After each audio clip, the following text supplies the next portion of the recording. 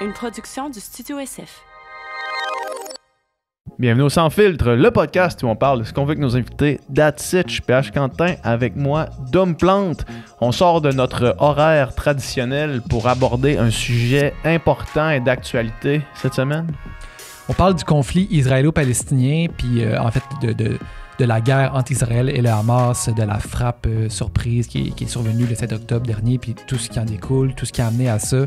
On reçoit Laurence Deschamps-Laporte, qui est directrice au CERIUM, le Centre d'études et de recherche internationale de l'Université de Montréal, et spécialiste du Moyen-Orient, et Sabrine Amir, journaliste qu'on a déjà reçue au podcast, qui était correspondante à Jérusalem de 2016 à 2020, et qui est conseillère en communication au CERIUM aussi.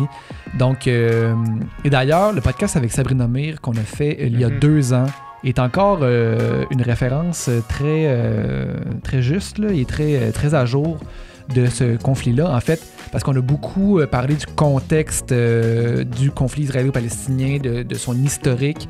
Donc, pour avoir un petit peu plus de contexte, finalement, pour comprendre un petit peu mieux le conflit, vous pouvez aller réécouter ce podcast-là et écouter, bien sûr, le podcast aujourd'hui.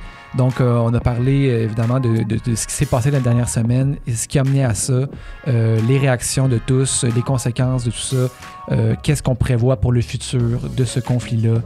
Une question complexe, pas facile à répondre, très nuancée. C'est pas un sujet facile. Nos sympathies à tous les innocents, toutes leurs familles, toutes les victimes de ce conflit-là, d'un côté ou de l'autre. Il n'y a aucun innocent, aucun civil qui devrait mourir dans des conditions comme ça. Bien dit. Bon podcast. Bonne écoute.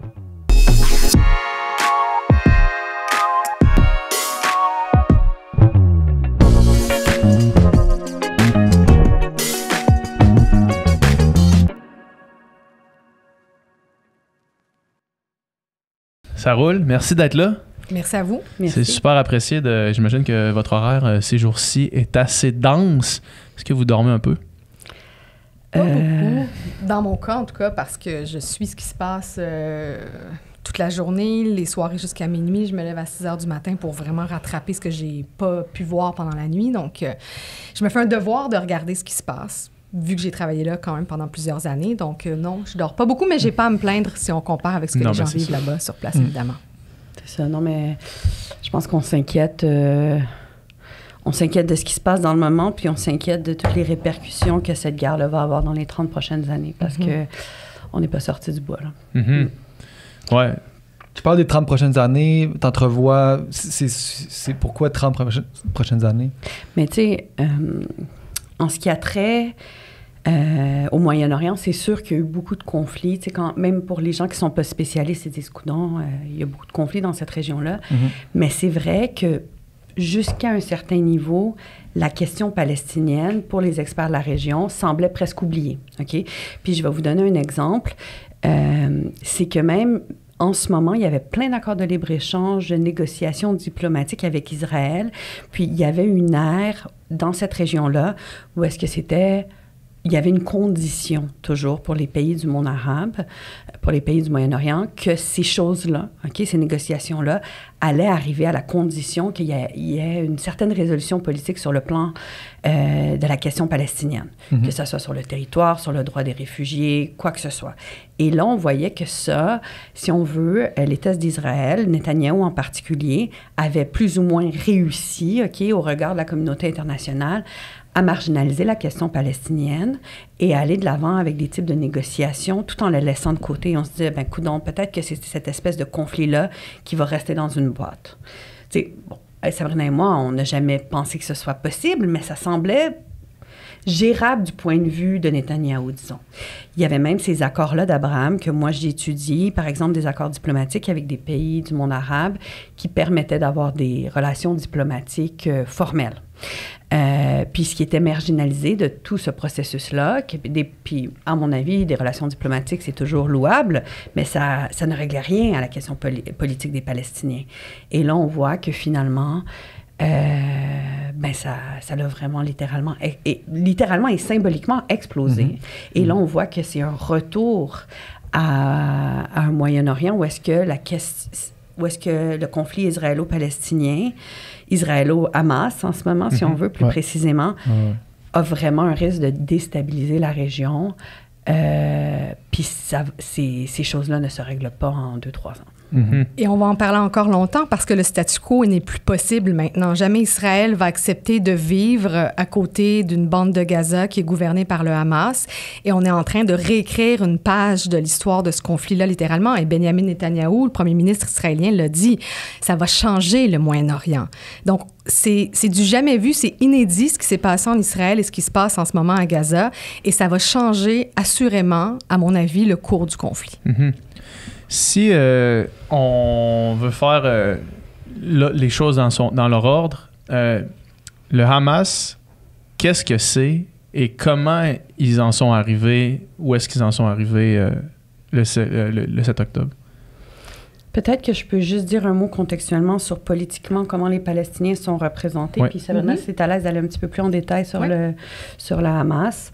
Donc, si on veut, il y a comme 3 entités politiques qui représentent les Palestiniens, qui ne sont pas nécessairement vues comme légitimes par les Palestiniens eux-mêmes, OK? Mais il y a ce qu'on appelle le PLO, OK? Le Palestinian Liberation Organization, qui, pendant un moment, était même vu comme une organisation terroriste, mais qui est devenu plus ou moins, qui s'est pacifié, qui est devenu accepté sur la scène internationale, qui est maintenant, si on veut, la représentation internationale des Palestiniens. Donc, il y a des États dans le monde qui reconnaissent un État de la Palestine comme un pays légitime. C'est pas le cas du Canada. Il y a un grand nombre de pays occidentaux qui soutiennent la position qu'un État palestinien ne peut être reconnu qu'après des négociations directes entre Israël et les autorités palestiniennes. On y reviendra éventuellement sur est-ce que ça va être possible ça un jour, est-ce que c'est même réaliste. Alors, en attendant, ils ne reconnaissent pas un État palestinien, mais ça ne change pas que le PLO, c'est un peu l'entité qui représente les Palestiniens à l'étranger, c'est-à-dire à l'ONU. Au Canada, on a une délégation, pas une ambassade, parce que c'est pas reconnu comme un pays du PLO. En Cisjordanie, donc les Palestiniens vivent sur 2 territoires, OK? La Cisjordanie, en anglais, on dit West Bank, parce que c'est la banque du Jourdain, qui est collée, si on veut, l'autre pays le plus proche, c'est la Jordanie, et la bande de Gaza, qui est collée le pays entre la mer et la péninsule du Sinaï, qui appartient à l'Égypte. Qui est le territoire égyptien, mais qui a été au cœur de plusieurs guerres dans l'histoire. Et c'est pas géographiquement lié, là. Il n'y a aucun lien. Il n'y a pas de lien physique entre les deux. Alors, si on veut rentrer ou sortir de la bande de Gaza, c'est très difficile. Il faut passer par la péninsule du Sinaï ou passer par Israël, mais c'est très difficile pour ceux qui sont pas israéliens. Et pour la Cisjordanie, selon les passages par Israël ou plus facilement pour certains Palestiniens par la Jordanie, qui est presque sa population à plus de 50% d'origine palestinienne. Okay? Alors, il y a des populations palestiniennes qui sont très grandes dans le reste de la région aussi. Mais il y a pas, c'est ça, il n'y a pas de... Il n'y a pas de lien, géographique. Puis de se rendre d'un point à l'autre, c'est pas possible. Surtout aussi parce que Gaza est sous blocus depuis 2007. Ouais. Donc, les gens ne peuvent pas entrer et sortir comme ils veulent. Il y a les journalistes, les diplomates, les humanitaires qui peuvent aller à Gaza. Les Palestiniens ont besoin d'un permis pour sortir de Gaza. Donc, par exemple, pour un Palestinien de Gaza, de se rendre à Jérusalem à 90 km à vol d'oiseau, ça prend un permis d'Israël, du COGAT, et souvent, ils réussissent pas à l'avoir ou ça peut prendre des mois et des mois. Donc, si, par exemple, une femme palestinienne a besoin de soins de santé pour soigner un cancer du sein à Jérusalem-Est, elle va probablement mourir de son cancer du sein. Donc, juste pour vous donner une petite idée. Et Jérusalem-Est, c'est la partie occupée par Israël de Jérusalem qui est connectée à la Cisjordanie dont parlait Laurence. Et donc, tout ce territoire-là est collé à la Jordanie. Les gens circulent un peu plus librement, mais il y a quand même des checkpoints. Et pour les Palestiniens de la Cisjordanie, ça prend aussi des permis pour entrer en Israël. Donc, tout ça pour dire que dans le territoire qu'on appelle la Cisjordanie, il y a un gouvernement qu'on appelle l'Autorité palestinienne, dont le parti au pouvoir politique s'appelle le Fatah. Et il n'y a pas eu d'élection depuis, plus d'une dizaine d'années, presque 15. Ouais. Pour plein de raisons dans lesquelles on pourrait aller. Moi, je dirais aussi politiquement, parce que c'est très dangereux en ce moment, s'il y a une élection, c'est très possible que la Hamas gagne. Ouais. Okay? Fait que même pour la stabilité internationale, oui, il n'y a pas d'élection, mais aussi le Fatah, là, ce parti politique-là qui est au pouvoir, il n'est pas particulièrement populaire. Donc, et dans la bande de Gaza, c'est le Hamas qui est au pouvoir, qui a... Au dire du Hamas, il y a une aile politique et une aile militaire, si on veut, ou c'est le groupe terroriste. Sauf que pour beaucoup de pays comme le Canada, peu importe, tout est listé sur le code canadien comme le Hamas égale entité terroriste. Beaucoup de pays ne font pas la différence entre une soi-disant aile politique et une aile militaire. Ça tient pour d'autres groupes pas similaires, mais disons... qui existent dans la région, comme le Hezbollah, par exemple, au Liban. Ouais. Puis quand on dit le Hamas est au pouvoir, c'est un pouvoir pris de force, c'est pas un pouvoir démocratique, non? Voilà, donc le Hamas est né en 1987 dans la foulée de la première intifada, donc le soulèvement des Palestiniens, la guerre des pierres. Et Hamas, c'est un acronyme en arabe et ça veut dire Mouvement de résistance islamique. C'est un mouvement qui est issu des frères musulmans, qui étaient auparavant au pouvoir, entre autres, en Égypte. Et donc, le Hamas, il y a eu des élections législatives dans les territoires palestiniens et le Hamas a été élu en 2006 et s'en est suivi une guerre fratricide avec le Fatah de Mahmoud Abbas. Ils sont en guerre, les deux partis politiques. Exactement. Le Fatah de Mahmoud Abbas, qui est le président de l'autorité palestinienne en Cisjordanie, entre autres, qui contrôle davantage la Cisjordanie, qui gouverne la Cisjordanie. Et donc, ils ont pris le pouvoir en 2007. Et c'est à ce moment-là qu'Israël a imposé son blocus sur la bande de Gaza. Donc, c'est au moment où est-ce que le Hamas a pris le pouvoir que ce blocus-là a été mis en place. Voilà, parce Puis que c'était une réaction à cette prise de pouvoir-là? Oui, exactement, parce que le Hamas est considéré comme un groupe terroriste par Israël, parce que le Hamas a fait beaucoup d'attentats terroristes. Il est en guerre formellement avec Israël. Durant la seconde intifada, les bus qui sautaient à Tel Aviv, c'était souvent le Hamas. Et donc, effectivement, le Hamas se présente comme un mouvement qui a une aile politique et une aile militaire. Donc, les brigades Al-Qassam, on en entend beaucoup parler ces jours-ci. Et donc, c'est un mouvement qui est au pouvoir depuis ce temps-là. Donc, ça fait quoi, une quinzaine d'années maintenant? Chose qu'en Cisjordanie, pas d'élection. Ouais. Voilà. Et est-ce qu'il y a une branche du Hamas aussi en Cisjordanie, en fait, ou est-ce que c'est lié? Oui, c'est lié. Puis il y a un chapitre aussi en Cisjordanie avec un leader en Cisjordanie. Et on a vu dans les dernières années que le Hamas était de plus en plus populaire en Cisjordanie devant le vide politique laissé par Mahmoud Abbas, qui gouverne sans élection et qui est accusé par les Palestiniens de collaborer, je le mets entre guillemets, avec Israël, notamment tout ce qui est la coordination sécuritaire entre Israël, donc l'armée israélienne et les forces de sécurité palestiniennes. Et ça, on lui reproche souvent. Et on l'accuse aussi d'inaction, de ne pas se lever suffisamment devant Israël pour la cause palestinienne. Donc, sa légitimité est en baisse. C'est un leader assez vieillissant, Tout à fait. qui n'est pas très dynamique politiquement. Ouais. Fait que le Fatah est un peu moribond, mais l'alternative est aussi effrayante. Puis il y a d'autres groupes terroristes, d'autres groupes violents, le djihad islamique, qui aussi attaque Israël. Donc, il y a une multiplicité d'acteurs qui ne sont pas toujours des acteurs intéressés à la démocratie. Là. Et le Hamas est perçu comment par les Palestiniens? Ça, c'est une question hyper délicate. Ouais. Là. Ouais. Je pense que c'est sûrement je pense que idée. Je vais juste mettre une parenthèse devant ça. Oui. En ce moment, c'est un groupe terroriste qui a fait des horreurs, OK? Puis ça, c'est Laurence Deschamps-Laporte qui parle, puis c'est sûr que... Mais il y a beaucoup de gens en ce moment qui, dès qu'ils parlent de la situation à Gaza, se font poser la question. La première question, s'ils sont dans la bande de Gaza ou s'ils sont palestiniens ou s'ils sont d'origine arabe, est-ce que vous condamnez le Hamas comme première question? Puis, c'est sûr que la vaste majorité des civils partout dans le monde, et ça, je le crois, condamnent la violence, OK?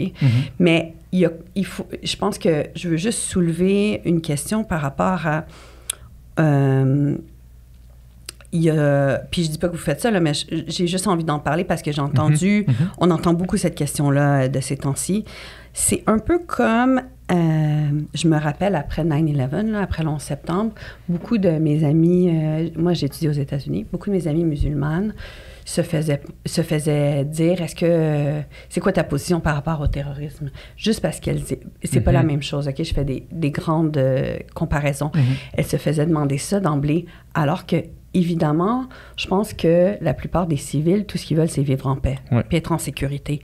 Mais Donc, je pense que Sabrina connaît beaucoup de gens dans la bande de Gaza et pourra mieux y répondre. Mais c'est aussi une question très difficile à poser à des gens parce que c'est des gens qui sont dans une grande insécurité, qui n'ont pas de pouvoir politique autre que la Hamas, qui même s'ils détestent la Hamas, ça peut être dangereux de le dire publiquement. Oui. On n'a pas de données fiables là-dessus. Moi, je peux chialer sur François Legault avec une assez grande impunité. Il y a une espèce d'étau politique. D'un côté, tout le monde se fait demander de le critiquer. Il n'y a pas d'alternative politique. C'est évidemment un groupe cruel et terroriste, mais d'un autre côté, c'est des gens dangereux aussi. Fait que, tu sais, il faut juste comme voir le contexte de ça. Quand on entend cette question-là, c'est compliqué aussi pour les gens qui habitent là-bas. Oui, c'est compliqué pour eux parce que, comme tu l'as dit, Laurence, ils contrôlent tout. Ils peuvent pas le dire publiquement qu'ils sont en désaccord avec le Hamas parce qu'ils pourraient risquer leur vie. Et un Gazaoui avec qui je travaillais dans les dernières années, qui est sur place, avec qui je suis en contact régulièrement sur WhatsApp, dont je vais taire l'identité, évidemment, pour sa sécurité. Tout à fait.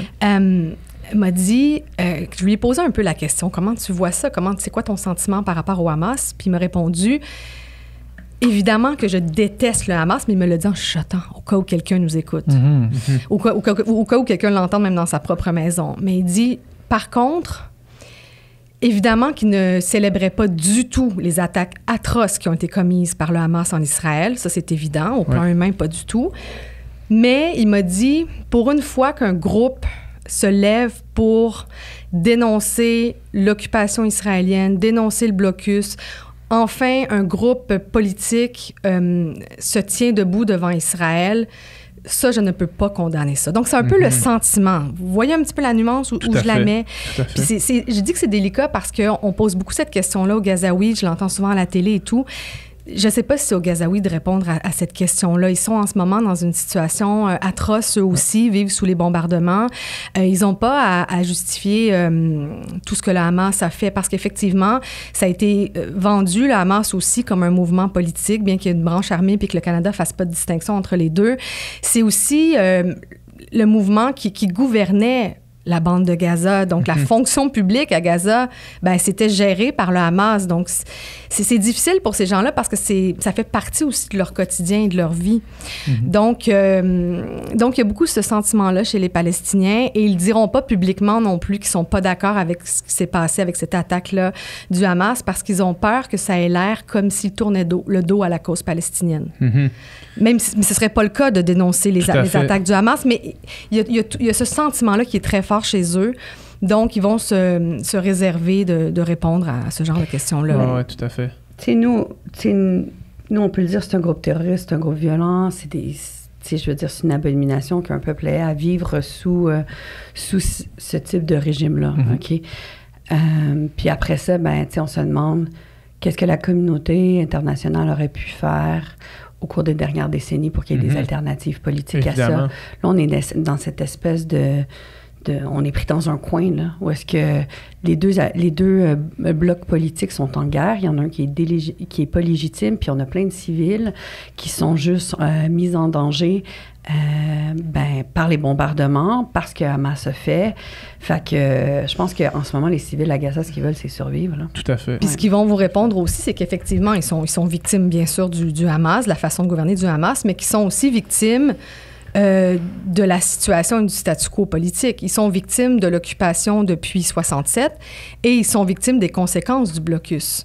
Là, il y a un blocus total en ce moment sur la bande de Gaza, mais il y avait déjà un blocus depuis 2007. Donc, des Palestiniens, 2,3 millions de personnes qui peuvent difficilement vivre à Gaza en raison de toute cette situation politique-là. Donc, le blocus, quand on parle du blocus, c'est quoi exactement dans le fond? C'est...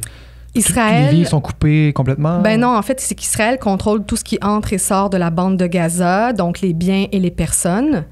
Et il y a toute une liste, là, on appelle ça dual use, donc toute une liste de biens qui pourraient être utilisés, par exemple, à des fins militaires pour le Hamas, qui ne peuvent pas entrer à Gaza.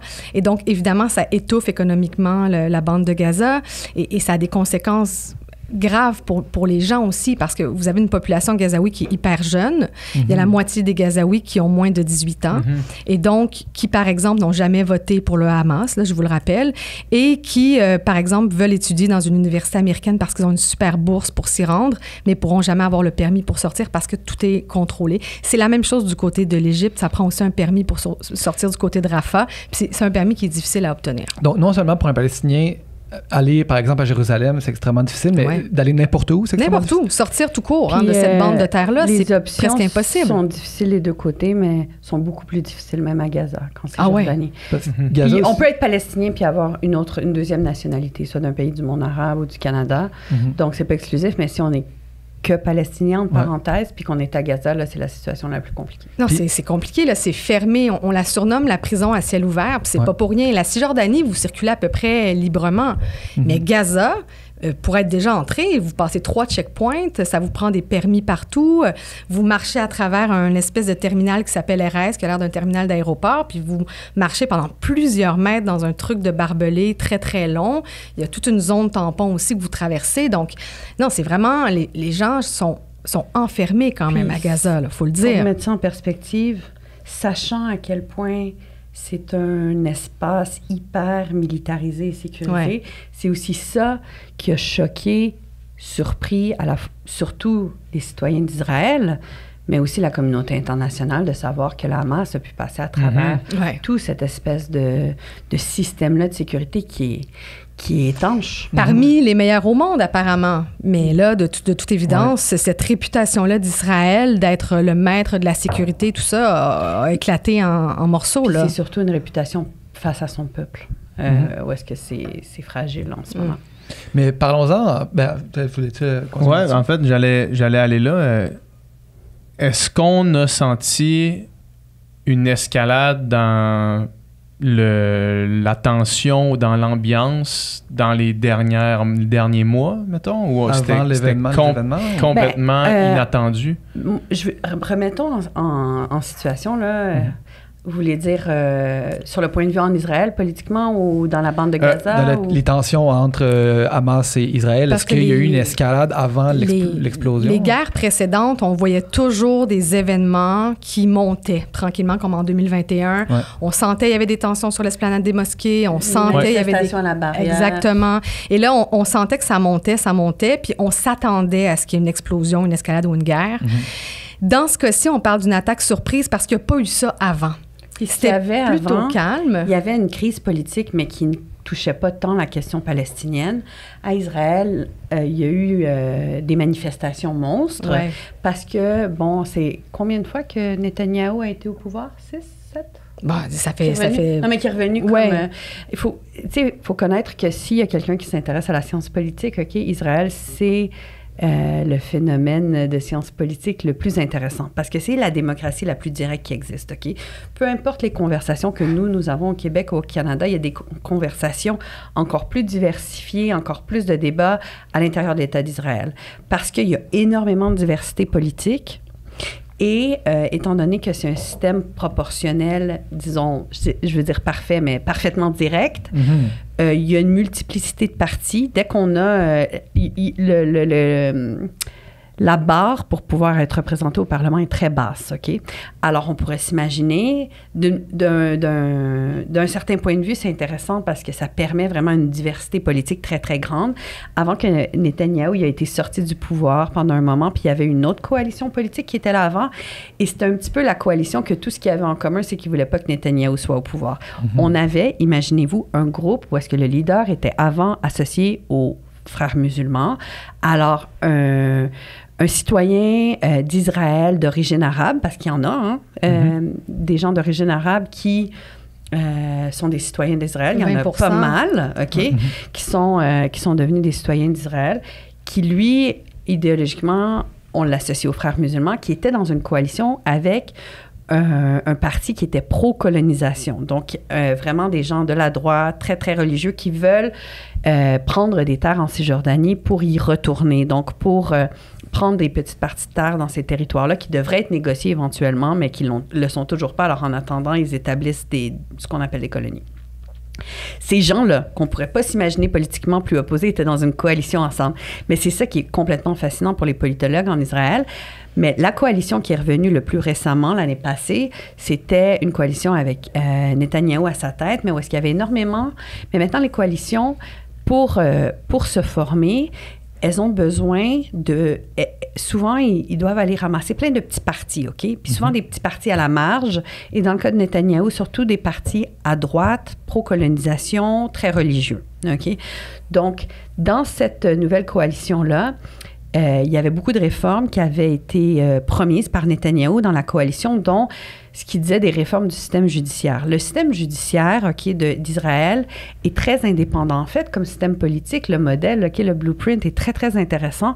Et lui, il voulait un peu enlever de l'indépendance au système judiciaire. Alors, il y avait eu des manifestations monstres des citoyens d'Israël qui s'opposaient à ça. Alors, la trame politique de ce qui se passait en Israël, là, jusqu'au mois d'août, c'était ces manifestations-là, de toute cette diversité politique-là qui disait à Netanyahou, arrête de détruire notre système judiciaire. Puis, alors, on n'a pas vu l'escalade, c'était vraiment surprise. Et d'un autre, il y a des gens, des observateurs d'Israël qui se disent, est-ce que c'est justement parce que le gouvernement était pris dans ce truc politique-là que ça a été qu'ils ont perdu le fil un peu de ce qui se passait? Effectivement, ça fait partie du contexte. Et du côté de la Cisjordanie, donc dans les territoires palestiniens, on parle beaucoup d'une attaque surprise du Hamas, mais il y avait quand même des tensions de plus en plus grandes depuis au moins 1 an et demi. Donc, des raids de l'armée israélienne dans des camps de réfugiés palestiniens de la Cisjordanie, il y en avait de plus en plus et il y avait des morts et des Palestiniens tués par l'armée israélienne. Il y avait aussi des attaques de Palestiniens sur les forces de l'ordre israéliennes chaque jour, chaque semaine. Et ça, vraiment, ça montait, on le sentait. Il y avait un grand soutien, donc, entre autres, qui montait pour le Hamas en Cisjordanie. Et on parle beaucoup d'une attaque surprise, mais en même temps, si on va un petit peu plus loin dans le temps, là, au cours des dernières années, le Hamas perdait un peu de terrain au profit du djihad islamique à Gaza. Puis on l'a vu parce que les dernières escalades avec Israël, c'était souvent le djihad islamique qui partait le bal. Deux groupes violents là, qui c'est un peu le petit frère du Hamas, finalement. Ils ont les mêmes visées, les mêmes idéaux. Et donc, ils étaient souvent les instigateurs des escalades. Et il y avait de plus en plus d'appui pour le djihad islamique. Et donc, le Hamas, dans les dernières années, s'est demandé comment on va faire pour garder ces soutiens-là à Gaza. Donc, il y a ça. Et il y a aussi, ils ont essayé, les dirigeants politiques du Hamas, de se positionner comme un acteur pacifique. Et là, je le mets en très, très gros guillemets, OK, on s'entend, en organisant ce qu'on appelle la marche du retour. Donc, en 2018-2019, il y a des milliers de Palestiniens qui sont allés manifester à la ligne de démarcation entre Israël et Gaza tous les vendredis ça a duré plus d'1 an. Mais c'est ça, les manifestations à la barrière. Hein? Exactement. Ça s'appelait la marche du retour, puis il y avait 2 objectifs. Donc, c'était de dénoncer le blocus, mais c'était aussi de réclamer le droit au retour des réfugiés. Et quand on allait sur place, on voyait des grosses photos de Gandhi, des grosses photos de Nelson Mandela. Donc là, le Hamas, à ce moment-là, voulait se positionner comme un mouvement pacifique. En tout cas, c'était son intention. C'était pas perçu comme ça par quiconque, mais... C'était perçu comme ça. De l'extérieur de Gaza. De l'extérieur de Gaza, non. Mais à Gaza, même un peu quand même, parce que pour avoir couvert largement ces manifestations-là, il y avait très peu de violence du côté de Gaza, dans le sens où il y avait des parents, des grands-mères, des grands-pères, des enfants qui allaient manifester avec des drapeaux palestiniens. Bien sûr, il y avait des jeunes Palestiniens qui allaient lancer des pierres en direction des soldats qui, eux, étaient postés le long de la frontière. Donc, il y avait des tireurs d'élite qui tiraient à balles réelles de l'autre côté. Il y a eu quelques tentatives d'infiltration, mais c'était très mineur si on compare à l'ampleur de ce mouvement-là, qui était du jamais vu quand même du côté de Gaza. Et donc, ça a duré pendant 1 an. Et il y a plusieurs Palestiniens qui ont été tués, premièrement, mais aussi handicapés parce que ça a été démontré par les ONG qu'on visait, les tireurs d'élite israéliens visaient principalement les genoux et les hanches. Donc, les gens ne mouraient pas. Donc, dans les bilans, c'était moins dramatique, si on veut. Mais il y a toute une génération de Palestiniens qui ont subi les conséquences de ça. Et donc, 1 an plus tard, les Palestiniens ont dit un instant, ça nous a donné quoi, nous, d'aller au front comme ça, de se faire tirer dessus? Et ils ont essayé de se soulever contre le Hamas. Et le Hamas a tiré à balles réelles dans les manifestations à l'intérieur de la bande de Gaza. Ils ont tué sur leur propre... Sur les Palestiniens, sur leur propre peuple. Donc, quand je vous dis ils peuvent difficilement s'exprimer, c'est vrai aussi. Et après, ce mouvement-là est mort et dans les années suivantes, il y a rien d'autre qui s'est passé. Puis le djihad islamique était beaucoup plus populaire.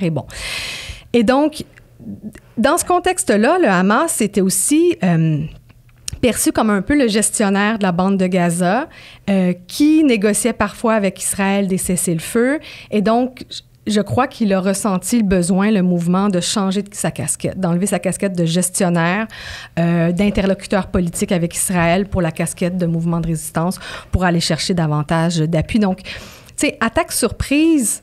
Oui, parce que pourquoi maintenant, pourquoi pas il y a 2 semaines, pourquoi pas dans 2 mois? Mais est-ce qu'elle est surprenante?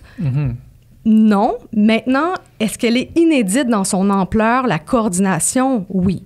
Ça a surpris tout le monde, les Israéliens en premier, évidemment. Donc, c'est ça son objectif majeur au Hamas avec cette attaque-là, c'est de réaffirmer un peu sa position par rapport à Israël, mais par rapport à son propre peuple. Tu sais, en même temps, nous, on peut... essayer de représenter leur discours, voir comment ils se projettent, mais... On connaît pas réellement leurs Comme moi, intentions. je peux pas aller faire la psychoanalyse de comment on pense que c'est justifié d'égorger des enfants. Je comprends. C'est-à-dire qu'on peut tout... Parce que cette analyse politique-là, moi, je la maîtrise pas parce que j'opère... Tu sais, la violence politique, on peut analyser le discours à travers laquelle ils essayent de la justifier. Mais après ça, on a beaucoup de limites dans notre analyse sur est-ce que ça peut atteindre, comme pourquoi aller si loin, pourquoi être si cruel. Mais ça, on n'a pas de réponse. Puis aussi, pourquoi il y a aussi beaucoup de limites sur comment c'est perçu justement par la population locale. Mais parce que ce à quoi on a accès, c'est très limité. Il y a beaucoup de censure, puis il y a beaucoup de propagande du Hamas. Fait que, des deux côtés, la propagande. Oui, je sais, mais sur le discours, intense. sur le discours du Hamas, je peux pas regarder d'autres choses qu'eux-mêmes. Fait que ça va il y a en ce moment, là, le problème de la désinformation, de la propagande, de l'accès sur ce conflit-là, c'est comme énorme. Donc, c'est dur de dire c'était quoi leur objectif avec cette attaque-là. Mais tu sais, on peut dire c'est quoi leurs objectifs politiques. Ils ont toujours dit qu'ils étaient en guerre, ils veulent défendre, ils disent être justement les défendeurs de la résistance, etc. Mais je veux pas que ça soit perçu comme que quoi que ce soit justifiable dans leur violence politique. Il y a un discours, puis après ça, il y a tout le reste de... Évidemment qu'on ne justifie pas, en vous racontant tout le contexte, on ne justifie pas du tout la violence inouïe des attaques qui ont été commises contre les Israéliens. Là, ça, il faut que ce soit clair, parce que c'est tellement polarisé, la question en ce moment, que c'est un terrain hyper glissant. Tout ce qu'on dit peut être interprété. Donc, jamais rien ne justifie d'attaquer des civils. Dans une guerre. Tout à fait. Qu'ils soient israéliens ou palestiniens. Rien ne justifie que des gens comme ça souffrent en ce moment, autant les Israéliens que les Palestiniens. Ça, c'est sûr. Donc, tenons-nous-en au fait, en fait. Qu'est-ce qui s'est passé cette journée-là, en fait? Bien, tôt le matin, il y a des centaines, voire des milliers, il y avait le chiffre de 4500 qui circulaient, combattants du Hamas et du djihad islamique, qui ont lancé leur attaque coordonnée, donc le matin du 7 octobre 2023. D'abord, ils ont lancé des drones pour détruire les caméras de surveillance tout au long de la bande de Gaza, là, de la quarantaine de kilomètres. Et puis ensuite, ils se sont attaqués à des bases militaires et des checkpoints, donc le checkpoint d'Erez, entre autres. Et à d'autres endroits, à 29 endroits du mur qui sépare les deux territoires. Bien, le mur, il y a des sections en béton, mais aussi des sections en double barbelé, si vous voulez. Il y a eu 29 brèches, selon ce qui a été rapporté par les médias israéliens, entre autres. Donc, ils sont entrés par là. Et au même moment, il y avait aussi plusieurs parapentes ou deltaplanes qui ont survolé le mur. Et du côté de la mer, il y a aussi des incursions du côté de la mer. Et donc, ils sont allés partout dans les kibbutz, les moshav, les villes, villages du sud d'Israël. Dans un festival qui avait eu lieu toute la nuit là-bas. Là. Exactement, dans le désert où il y avait un festival. Donc, tout ce qui est l'enveloppe de Gaza, donc tout ce qui se trouve autour de la bande de Gaza. Et donc, ils sont allés là-bas. Ils ont attaqué donc des policiers, des militaires, mais aussi des civils, des femmes, des enfants, des hommes. Ça a duré pendant des heures. Et c'est ce qui est surprenant, c'est le manque de réaction des autorités israéliennes. Tout est tellement contrôlé, il y a tellement de surveillance. Donc ça a été une des premières questions qui a surgi, comme où vous êtes, là, et les gens qui se barricadaient. Puis au même moment, il y a aussi eu un barrage de roquettes en provenance de Gaza. Donc, et ils ont lancé des roquettes très, très loin dans le territoire pour faire diversion. Donc, pendant tout ce moment-là, il y avait tellement pour les autorités israéliennes de choses à gérer que c'était vraiment le chaos. Et le chaos a duré pendant 36 heures et plus avant que les autorités israéliennes ou les forces de l'ordre puissent réussir à contrôler ce qui se passait. Et donc, dans certains villages, tout le monde a été massacré, là. Et je vous épargne les détails. C'est des images horribles, là. Les atrocités qui ont été commises sont difficilement... on peut difficilement en parler, là. Imaginez-vous le pire, c'est ce qui s'est passé. Et les gens... Ils ont pris des otages, effectivement. Donc, ils ont tué 1400 Israéliens ou des binationaux et des étrangers. Et ensuite, ils ont pris en otage, et ça aussi, c'était inédit, là, entre 200 et 250 personnes qu'ils ont ramenées dans la bande de Gaza. Donc ça, c'est ce qui s'est passé dans un premier temps dans le sud d'Israël. Et ils ont réussi à juste revenir... Non. Dans la bande de Gaza, certains sont revenus, mais plusieurs ont été tués sur le territoire. Donc, à un certain point, puis ça, c'est pas une information vérifiée, mais Israël a dit avoir retrouvé les corps de 1500 combattants du Hamas et du djihad islamique. Je sais pas si c'est un chiffre qui est exact, mais donc... les forces de l'ordre ont fini par arriver et ces gens-là ont été tués. Il y a aussi des civils qui sont armés. Donc, il y a certains kibboutz qui se sont défendus eux-mêmes ou qui ont essayé. Mais voilà, donc ça a pris vraiment tout le monde par surprise. Puis il y avait des gens dans leur maison qui étaient barricadés puis qui disaient « Mais où êtes-vous, là? Où est la police? Où sont nos soldats? Comment ça, on n'a pas de nouvelles et on est encore barricadés 36 heures plus tard dans nos maisons à Ashdod, Ashkelon, Sderot. C'est des grosses villes israéliennes quand même qui sont situés très, très près de la bande de Gaza. Puis il y a certains kibbutz, dont un où moi je suis allée faire des reportages il y a quelques années.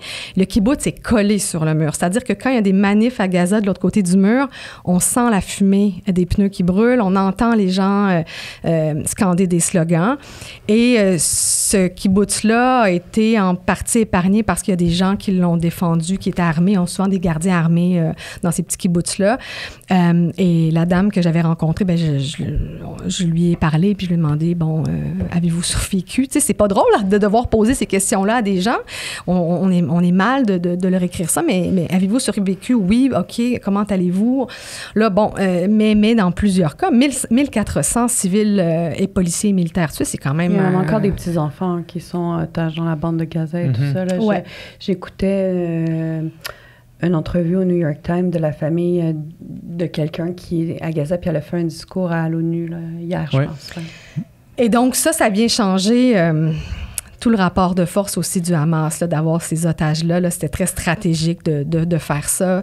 C'est une façon pour le Hamas de négocier des choses.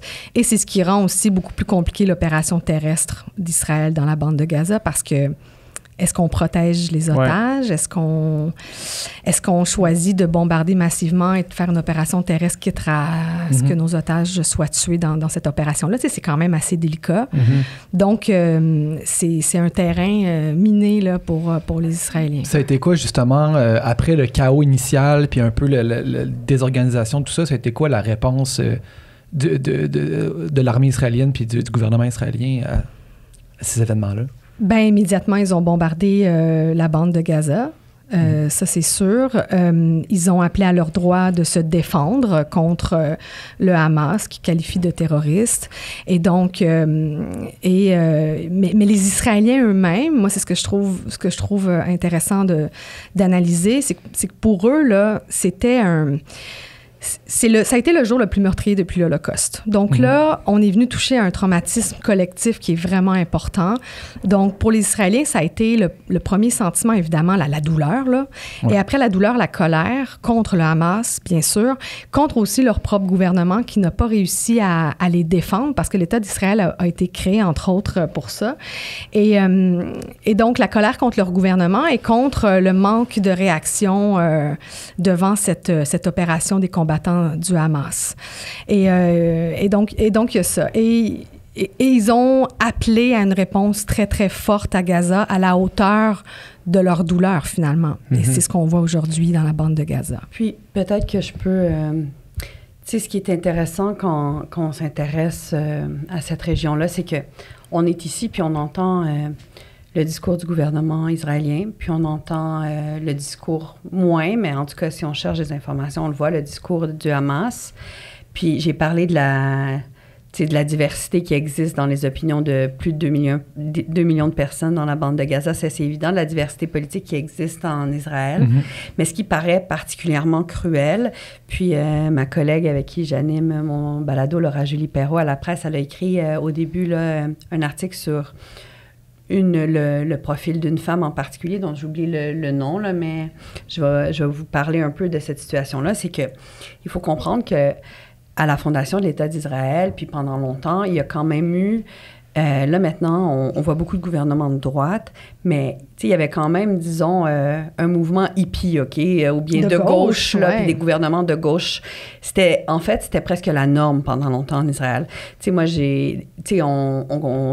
on parle de quand, à peu près, cette période-là? Ben, c'était, des années 40, là, quand ça se formait, jusqu'aux années 80 même. Là, les accords d'Oslo aussi. Les accords d'Oslo, même. 93. Mais il y a des gens, là, que si vous allez lire les nouvelles, puis il y en a qui se disent, I'm from the peace camp, puis il y a des gens qui s'identifient comme des gens qui veulent la paix avec les Palestiniens, OK? La solution à 2 États, il y a du monde qui croyait fort à ça aussi en Israël, là. Puis, c'est quoi un kibbutz? Un kibbutz, c'est une commune. Donc, il y a beaucoup de gens qui ont vécu dans ces communes-là, qui est un peu, c'est pour ça que je dis hippie des années 70, dans ces modèles de communes-là, qui sont... Il y a même des activistes pacifistes, OK? Ces gens-là existent, ils sont pas bien représentés politiquement. Entre autres, une femme d'origine canadienne qui a été prise en otage. Et là, je m'excuse parce que son nom m'échappe, mais je vous le donnerai, puis on le mettra dans le script à quelque part. Puis, Laura-Julie Perrault a écrit un article sur elle parce que ça semble particulièrement cruel, ironique, mais c'est pas si anecdotique que ça dans la cruauté de la situation qui impacte ces gens-là. C'est que cette femme-là, elle habitait entre autres dans un kibbutz près de la bande de Gaza, ce que j'en comprends parce que c'était une activiste pour la paix, qui faisait beaucoup d'actions avec la bande de Gaza. À un moment donné, il y avait eu un soldat qui avait été tenu otage par le Hamas pendant longtemps à Gaza. Elle avait même contribué à la négociation. Gilad Shalit. Voilà. Elle avait contribué à la négociation de ce soldat parce qu'elle avait des relations à Gaza qui étaient utiles pour l'armée israélienne. Cette femme-là a été prise en otage parce qu'elle était dans un kibbutz, parce qu'elle était là, parce qu'elle est activiste pour la paix. Et ce qui est particulièrement intéressant, c'est que oui, le gouvernement d'Israël a dit, écoute, on va aller au plus fort, tout faire. Mais ce qu'on entend beaucoup en ce moment, puis ça me touche particulièrement, c'est des familles, des otages qui disent, pas au nom de ma mère, pas au nom de ma sœur. J'ai dit, faut pas aller tuer des civils, pas utiliser comme excuse pour le faire. Et puis moi, il y avait un entretien, entre autres, avec le fils de cette femme-là, qui donnait des entrevues, qui disait... La dernière chose que ma mère veut, là, elle est prise en otage, elle est entourée de gens qui auront été tués par le Hamas, c'est qu'il y ait des civils qui meurent à cause de ça, tu sais. Fait que c'est ça qui est intéressant, c'est que oui, ce discours-là politique, il est dominant par le gouvernement, mais il y a toute cette complexité-là aussi. Oui. Tout à fait, tout à fait. Est-ce que tu penses que c'est une minorité, par contre, en Israël, en ce moment, de gens qui ont ce discours-là? Je sais pas. Je sais pas mais je pense que la gauche... Elle existe encore. Mais c'est juste que dans les coalitions, puis je pense que ce qu'on a vu ce qu'on a vu dans les manifestations cet été, c'est que c'est une société de contestation aussi. Il y a un ministre qui est venu faire un tour d'un hôpital après le massacre. Puis il s'est fait sortir de force de l'hôpital parce que personne ne voulait voir quelqu'un du gouvernement. Donc, moi, je veux juste qu'on s'assure que c'est beaucoup plus facile de représenter les choses blanc et noir, mais quand on s'intéresse à ces sociétés-là, il y a, tu sais, je veux dire, au bout de la ligne, que ce soit des Palestiniens, des Israéliens d'origine arabe, des Arabo-Israéliens, je ne sais pas comment, chaque personne... Les Palestiniens d'Israël, en fait, c'est des gens qui sont restés là après 48, là.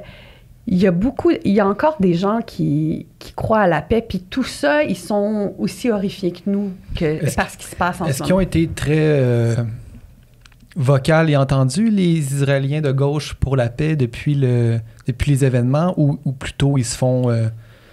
moi, j'entends les familles des otages, là, entre autres, parce que ces gens-là ont accès aux médias, puis ils sont très médiatisés. Oui, c'est ça. Mais bon, c'est juste... je pense qu'il y a beaucoup de gens en Israël qui sont critiques aussi de ce qui se passe. Oui, moi, de ce que je perçois et j'ai perçu dans les dernières années, c'est malheureusement un délitement de la gauche israélienne, donc de moins en moins de gens qui sont à gauche. Et ça se reflète par un gouvernement de plus en plus à droite aussi. Donc, le camp de la paix est plus qu'il était. Puis c'est vrai que ces voix-là, ça prend tellement de courage pour demander à son gouvernement de ne pas bombarder Gaza en ce moment parce que c'est pas la solution à la paix, alors que ta propre mère, par exemple, est otage ou tu as perdu des amis dans ces attaques-là du Hamas. Ça prend un courage énorme pour se lever et dire ça. À mon avis personnel, j'ai pas de chiffre pour vous, mais je pense que ça reste une minorité en Israël quand même. Ouais. Juste pour la petite anecdote, en fait, là, moi, j'ai étudié la musique jazz, là. Bref. Puis, il y a beaucoup des meilleurs musiciens de jazz à New York qui sont d'origine israélienne. Je sais pas c'est quoi la raison, mais peut-être qu'ils ont un programme très fort en musique là-bas. Ou juive, d'origine juive. D'origine juive, ouais, c'est ça. Puis, j'en suis beaucoup sur les réseaux sociaux. Donc, tu sais, après les événements, je voyais passer la réaction de certains où j'étais curieux, en fait, de voir comment ces gens-là vont réagir. Tu sais, beaucoup des gens, justement, d'origine israélienne, mais qui habitent plus, puis qui présumés des artistes, donc peut-être de tendance plus de gauche que d'autres, tu sais, puis justement, beaucoup se prononçaient pas, puis il y en a un qui s'est prononcé, puis tu sais, il a juste écrit sur Instagram la paix avant tout, tu sais, ou quelque chose comme ça, tu sais, juste comme la paix. Je pense qu'il y a aussi la tradition de la musique klezmer, il y a beaucoup de musique juive qui viennent des Balkans, de l'ex-Yougoslavie, de ces régions-là, qui ont beaucoup de liens avec le jazz aussi. Je pense qu'il y a ça qui peut faire... Sans doute, oui. La diaspora est beaucoup plus libérale aussi aux États-Unis, notamment à New York, là. Donc... sans doute pas. Ouais. Mais bref, tout ça pour dire que sous ce post-là, qui semble-t-il, tu sais, je veux dire, qui paraît comme une position non controversée de juste vouloir la paix, tu sais. Ouais. Puis évidemment, il y avait beaucoup de commentaires qui applaudissaient puis qui saluaient ce prise de position-là, mais il y avait aussi beaucoup de commentaires, puis en faisant mes petites... en avoir, c'est qui était d'ailleurs d'autres Israéliens qui disaient c'est dangereux de dire ça, puis c'est pas le temps de faire ce genre de prise de position-là quand que tout ce qu'ils demandaient, puis tout ce qu'ils souhaitaient, c'est la paix. Quand la paix est devenue une position controversée ou dangereuse, entre guillemets, on a un problème. Ben tout à fait, mais c'est que les gens sont hyper polarisés un peu. Ouais. Comme je le disais, j'ai l'impression que moi, autant les Israéliens que les Palestiniens sont touchés dans leur traumatisme le plus profond. Tout le monde est campé sur ses positions et maintenant, même les gens qui sont pro-palestiniens, par exemple, n'osent pas le dire parce qu'on associe pro-palestinien à Hamas, alors que c'est un amalgame qui est hyper dangereux. Mais même ce terme pro-palestinien, c'est-à-dire que pour les camps, oui, tout à fait. Mais donc, c'est un amalgame qui est dangereux parce que le Hamas n'égale pas la bande de Gaza non plus. Il faut arrêter de faire ces amalgames-là. Puis on vient à déshumaniser les 2 300 000 Palestiniens, dont la moitié d'enfants qui vivent à Gaza. Parce qu'on sous-entend qu'ils sont tous terroristes et qu'ils ont tous des accointances avec le Hamas. Donc, c'est hyper sensible. J'ai beaucoup de gens aussi dans mon entourage qui ont voulu justement se prononcer sur les réseaux sociaux, partager de l'information, partager des pétitions, partager des levées de fonds, tout ça. Puis plusieurs m'ont dit, tu sais, je fais quelque chose, il y a quelqu'un qui m'écrit, qui me dit, tu devrais pas partager ça, soit c'est pas une information fiable, ou soit ça veut dire que tu supportes tel groupe ou tel groupe. On dirait que tout le monde marche sur des œufs dans cette situation-là. C'est difficile. On a comme deux guerres en même temps, là. On a la guerre sur le terrain des gens qui la vivent, puis on est en train de vivre, après l'Ukraine, probablement la deuxième guerre la plus médiatisée qui a lieu en même temps sur des réseaux sociaux. Puis je dis pas qu'il faut pas utiliser les réseaux sociaux, tu sais, comme si tout le monde peut s'exprimer, a besoin de s'exprimer, mais il y a plein de dynamiques qui se passent en parallèle. Il y a comme une guerre des médias des journalistes qui meurent, OK? Ça, c'est extrêmement grave dans cette guerre-là. Il y a plein de gens, les journalistes internationaux n'ont pas accès à Gaza, alors on sait pas les sources d'information, les gens se mettent à risque, tu sais. La famille, je pense, d'un reporter d'Al Jazeera a été complètement tuée hier. Le nombre de journalistes tués à ce jour, là, c'est effrayant. Alors, il y a ça. Ensuite, puis, on sait très bien tous les problèmes avec nos médias sociaux, d'algorithmes, de toxicité, de bots, de désinformation. Fait que là, on est en train de faire deux trucs en parallèle. Donc, c'est sûr que tout ce qui est polarisant devient décuplé. Devient complètement nourri, devient encore plus polarisé par les médias sociaux. Alors là, comme on n'est pas servi par les médias sociaux dans ce cas-là, puis je dis pas, il y a rien d'autre à faire. C'est sûr que des gens là, comme nous, on ne peut pas attendre que tout sorte dans les médias pour voir ce qui se passe. On a envie de voir les histoires des gens, puis il y a juste les médias sociaux qui existent pour ça, à part les liens personnels. Mais on est aussi dans une espèce de course contre la montre où est-ce que le New York Times essaye d'être aussi vite que Twitter. Fait qu'ils font des mises à jour à toutes les 6 minutes. Fait qu'on est vraiment dans cette espèce d'hyper-médiatisation-là de la guerre. Puis comme des fois, on peut tomber dans un trou en ligne, puis c'est difficile d'en sortir. Puis on ne sait pas pourquoi on se fait servir certains contenus. Avant de parler de la riposte israélienne, puis... jusqu'à où est-ce qu'on en est maintenant. Là.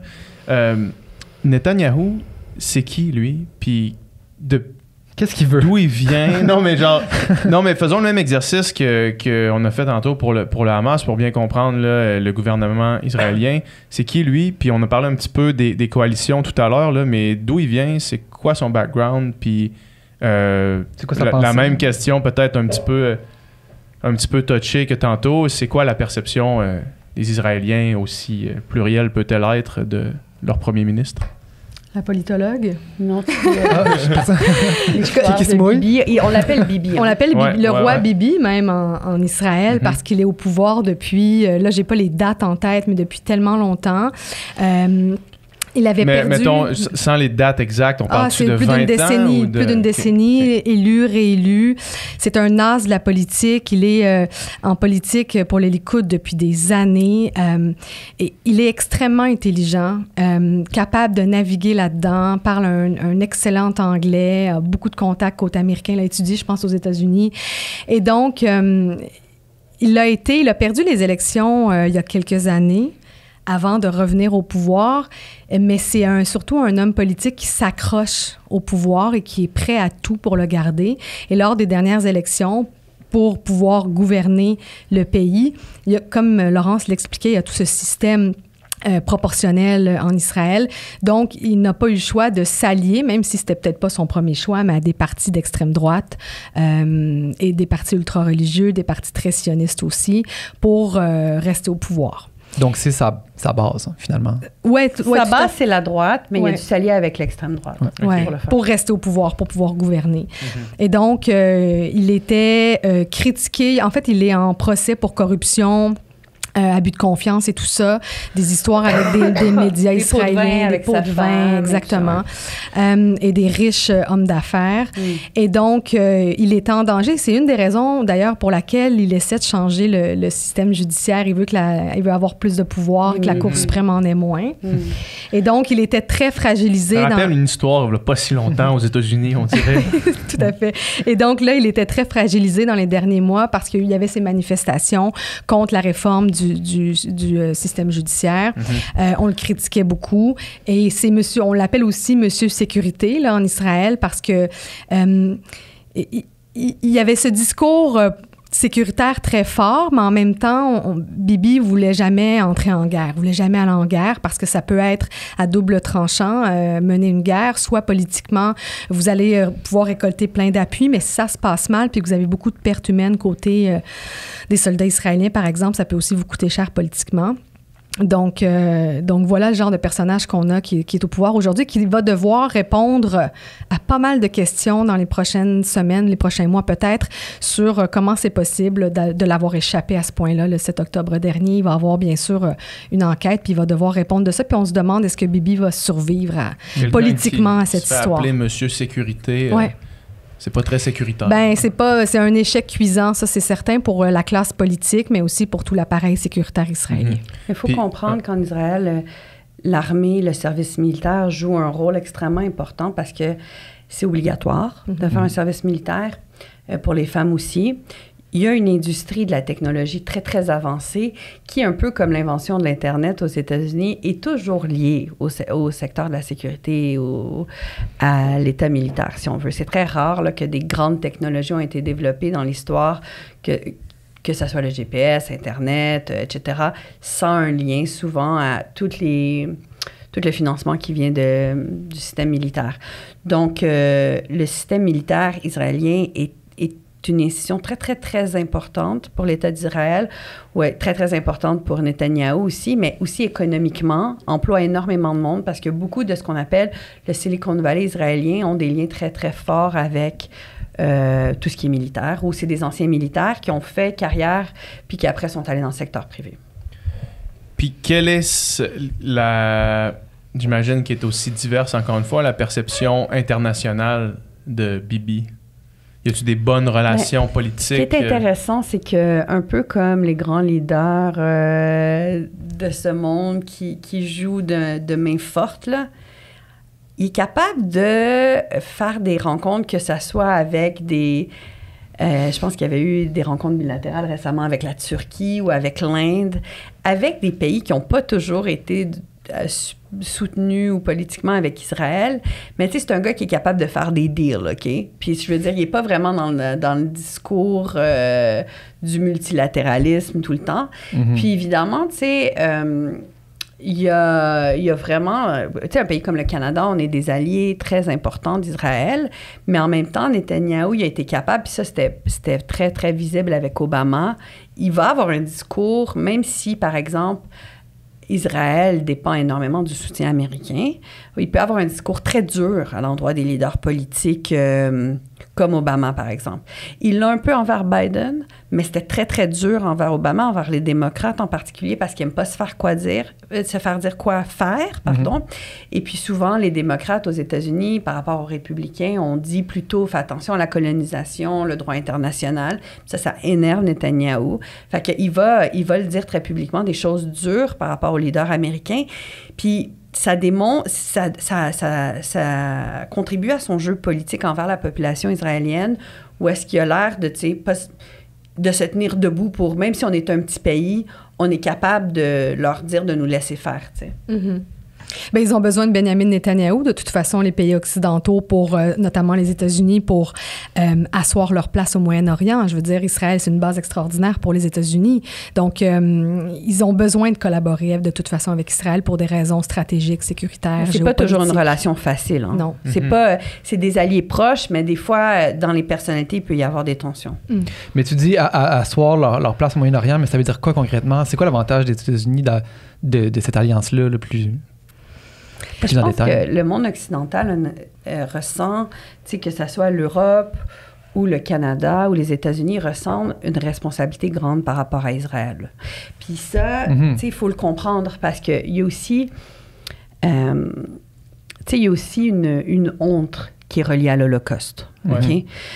Puis une honte qui est bien placée historiquement. Okay? C'est que dans ces sociétés-là, puis même si, le Canada, on n'était pas l'Allemagne, là, on était de l'autre côté, mais quand même, il y a des bateaux remplis de réfugiés juifs qui sont arrivés aux frontières et qu'on a renvoyés, et ces gens-là ont été renvoyés dans des camps de concentration. Fait que c'est un peu dans l'histoire, on a il y a une responsabilité collective d'avoir laissé faire l'Holocauste. Puis, dans la construction du système international d'après-Deuxième Guerre mondiale, dans les années 40, c'était la première grande question du système multilatéral, si on veut. C'est-à-dire que c'était qu'est-ce qu'on fait après l'Holocauste? Tu sais, tout ce qui est la construction du multilatéralisme, des cours internationales, c'était beaucoup autour de cette question-là. C'est pas étonnant. Tu sais, on se demande des fois, c'est quoi UNRWA, cette agence pour les réfugiés palestiniens? Pourquoi ils vont pas à l'agence des réfugiés normale comme tout le monde? Ben, c'est parce que la première agence pour réfugiés qui existe, c'était une agence pour Palestiniens. Il n'y avait pas de système pour les réfugiés. C'était comme la première crise de réfugiés qui était traitée comme problème, si on veut, que le nouveau système de l'ONU se disait, qu'est-ce qu'on fait? Fait qu'ils ont créé une agence juste pour ça. Puis évidemment, ce qu'on crée pendant 2 minutes reste pendant 100 ans, là, mais c'est-à-dire que, pas 100 ans, mais UNRWA existe encore. Puis si on a été réfugiés palestiniens au Liban, notre école, là, est gérée encore par UNRWA. Après, même si on est né au Liban, puis ma mère est née au Liban. Alors, ce système-là, c'est comme resté en place. Mais il faut comprendre que la question de la création de l'État Israël, elle est très importante pour ces pays-là qui ont dû dire « Oh my God, on a laissé tous ces gens-là se faire tuer. Qu'est-ce qu'on fait? » Il faut... Tu sais, il y a quand même une responsabilité. Puis c'est une des raisons pour laquelle, évidemment, le Canada était un des premiers pays à reconnaître l'État d'Israël parce qu'il y a une responsabilité envers la communauté juive de ceux qui ont survécu. Évidemment, ça a été fait de manière entremêlée avec plein de restes de colonisation au Moyen-Orient, dans cette région-là, qui était très forte, qui avait des mandats, qui ça a été fait de manière très, très maladroite pour les Palestiniens qui ont été déplacés, etc. Mais il faut comprendre aussi, comme psychologiquement, politiquement, comment les pays occidentaux ont développé cette relation-là avec Israël aussi. C'est pas pour rien. Je me demande bien quelle responsabilité collective on aura peut-être dans 10, 15, 20 ans, 30 ans par rapport aux Palestiniens, dans le sens où il y a quand même eu un statu quo depuis des années, on pourrait dire depuis plus de 30 ans si on se réfère aux accords d'Oslo de 93, mais quand même, les Palestiniens paient le prix de ce jeu politique-là aujourd'hui. Je me demande comment on va regarder l'histoire dans quelques années, quand on va prendre un petit peu de recul, puis on va se dire, OK, il y a plusieurs pays occidentaux, dont le Canada, qui ont donné tout un feu vert au début de cette guerre-là. Bien, je voudrais pas dire qu'ils ont participé directement, mais qui ont donné le feu vert à Israël à une campagne de bombardement massif. Là, on parle de cette année-là. Je parle de maintenant, de cette guerre-là. Quel rôle on aura joué, la communauté internationale, qui aura très peu retenu, si on veut, la colère des Israéliens. Parce qu'au départ, évidemment, on a condamné fermement et avec raison les attaques du Hamas, mais on n'a pas appelé à la retenue. Ça a pris quelques jours et les premiers appels à la retenue ont été mous, très, très mous, autant du Canada que d'autres pays de l'Occident. Là, on commence à parler d'une pause et non d'un cessez-le-feu. Il y a tout un débat sémantique là-dessus. Pause, trêve, cessez-le-feu. C'est de la communication politique, mais ultimement, il faut qu'il se passe quelque chose. Là. Ouais. Parce qu'en ce moment, les Palestiniens, ce qu'ils disent, et c'est pas un terme que j'endosse, mais je vous partage le discours des Palestiniens, c'est de dire, ben là, nous, en ce moment, on vit un génocide, là, dans le sens où les civils sont visés de façon indiscriminée.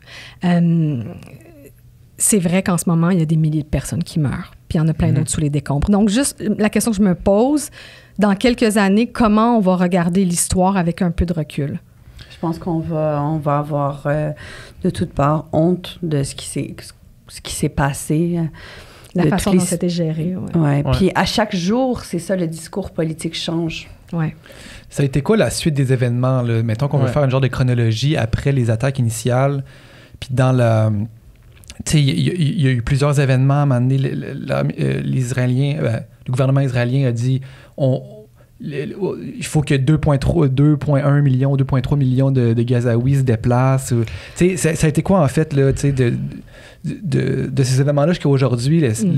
Espèce de timeline. Ben, rapidement, on a bombardé donc la bande de Gaza pour officiellement éradiquer le Hamas, donc détruire les infrastructures du Hamas, c'est-à-dire les tunnels, les dépôts d'armes, tuer aussi les leaders du Hamas. Donc ça, c'était pour cette raison-là officiellement. Évidemment qu'il y a des civils qui vivent à Gaza qui sont morts, qui ont été tués par ces bombes-là. Et rapidement, Israël a déployé des tanks, des soldats israéliens tout le long de la frontière avec Gaza. C'est pas une frontière, mais la ligne de démarcation avec Gaza. Donc ça a été fait et il y a eu sur le terrain des incursions terrestres tranquillement. On en a fait il y a déjà presque 2 semaines.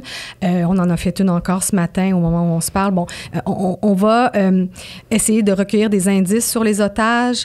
Il y a des négociations qui sont en cours. Donc c'est ce qui s'est passé dans les jours suivants, mais Israël devait aussi surveiller un autre front. Il n'y avait pas que le front avec Gaza qui était problématique, là, si je peux dire, mais il y avait aussi le front avec le Liban, avec le Hezbollah libanais, et il y a aussi toute la Cisjordanie qui bouillonne en ce moment. Là. Toutes les frontières d'Israël, tu sais, c'est pour ça qu'ils parlent en front, parce qu'il y a déjà eu des guerres avec Israël. Tu sais, Hezbollah est fort au Liban, mais est fort dans le sud, proche de la frontière. Ouais. L'autre frontière, à part la Cisjordanie, c'est avec la Syrie. OK, fait qu'il faut comprendre cette idée de front-là, c'est que c'est compliqué à part la mer, là, c'est compliqué partout. Ouais. Alors, ce qui s'est passé, c'est que là, il y a eu des négociations pour la libération d'otages qui se passent en coulisses. Il y en a 4 qui ont été libérés. Les autres sont toujours dans la bande de Gaza. On a imposé un blocus total. Donc, le blocus existait déjà. Il n'était pas total. Maintenant, il est total. On a négocié ensuite des couloirs humanitaires ou une ouverture de Rafah pour laisser passer des camions de nourriture, médicaments et d'eau. Et pendant ce temps-là, les tirs de roquettes en provenance de Gaza sur Israël se sont poursuivis et les bombardements israéliens aussi se sont poursuivis. Et dans les derniers jours, on a commencé à avoir des camions entrés dans la bande de Gaza, mais vraiment au compte-gouttes. Là, on parle de 15-20 camions par jour. Il en faudrait 100 au moins pour répondre aux besoins de la population. Et comme tu l'as dit, il y a eu une demande de l'armée israélienne pas mal au début de cette guerre-là. Donc, on a demandé à 1,4 million de Palestiniens de quitter le nord de la bande de Gaza vers le sud. Donc, tout ce qui est au nord de Wadi Gaza, qui est un petit cours d'eau, là, on leur a demandé de quitter vers le sud. Et ce qui nous laissait croire une opération terrestre imminente. On dit qu'elle est imminente depuis plus d'une semaine, 2 semaines. Là. Donc, mais ça reste, en tout cas, dans le discours politique, une volonté d'Israël d'entrer dans la bande de Gaza pour détruire le Hamas. Donc, ces gens-là qui ont quitté, pas tous, hein, il y a une partie de ces gens-là qui ont quitté vers le sud. D'autres ont choisi de rester, même s'il y avait des bombardements très intenses au nord de la bande de Gaza, en disant, ben moi, d'une part, j'ai nulle part où aller. Je peux pas quitter mon quartier parce que les routes autour sont bombardées. Il y a encore des bombardements, c'est dangereux. Et l'autre chose qu'on a souvent entendue, c'est, si je quitte, je ne pourrai jamais revenir. Donc, on a peur de cet exil comme en 1948. Donc, il y a des gens qui sont restés sur place. Et ensuite... Oui, ben c'est ça. Il y a aussi des gens qui ne savaient pas où aller pour être exactement. en sécurité. En fait, il y a nulle part dans la bande de Gaza où on peut être en sécurité. Parce que même les endroits sûrs, entre guillemets, donc le sud de la bande de Gaza, où Israël a demandé aux Palestiniens de se rendre, ça a été bombardé aussi à ces endroits-là. Donc, il y a eu beaucoup de bombardements, beaucoup de morts. Et donc, ben là, la situation, écoutez, ça fait 20 jours depuis le début de la guerre aujourd'hui, et la situation humanitaire, elle est catastrophique, là. Il y a le tiers des hôpitaux qui ne peuvent plus fonctionner. Il y a plus d'eau potable ou presque plus d'eau potable à Gaza. Peu de nourriture, pas d'électricité. Comment on fait fonctionner un hôpital dans ce temps-là? Comment on fait fonctionner une salle d'opération sans eau potable? Donc là, en ce moment, il y a des médecins qui utilisent du vinaigre pour désinfecter des plaies ou de l'eau contaminée, ce qui est hyper dangereux. Pas d'électricité, donc, et pas de carburant. Donc, on peut pas faire rouler les générateurs pour avoir de l'électricité. Il y a des nouveau-nés dans des incubateurs dont la vie est en danger en ce moment. Ça, ce sont quelques exemples, mais imaginez une vie normale sans électricité, sans carburant, sans nourriture, sans eau potable. C'est extrêmement difficile. Là. Difficile d'imaginer une vie normale. Mais c'est difficile de vivre, en fait. Non, puis il y a des quartiers complets de Gaza qui ont été réduits en cendres. C'est pas en cendres, mais c'est des amas de béton. Simplement, on le voit sur les images satellites, il n'y a plus rien. Donc, des quartiers entiers qui ont été bombardés, détruits. Donc, des gens qui ont perdu leur maison. J'avais des chiffres, là, mais c'est des proportions incroyables. C'est 40-45% des unités d'habitation à Gaza qui ont été détruites. Et ça fait seulement 20 jours que la guerre a commencé. Donc, ce que les Palestiniens craignent en ce moment, c'est de quitter vers le sud de la bande de Gaza, qu'Israël occupe une partie de la bande de Gaza et que la situation devienne tellement intenable qu'on finisse par ouvrir Rafah, donc la frontière avec l'Égypte, pour que les gens puissent se réfugier dans le Sinaï et qu'éventuellement Israël prenne leur territoire. Donc, c'est ce qu'ils craignent le plus. Évidemment, il y a les bombes, la première préoccupation, et ils craignent de perdre leur territoire. Mais tu sais, il y a eu d'autres guerres avant.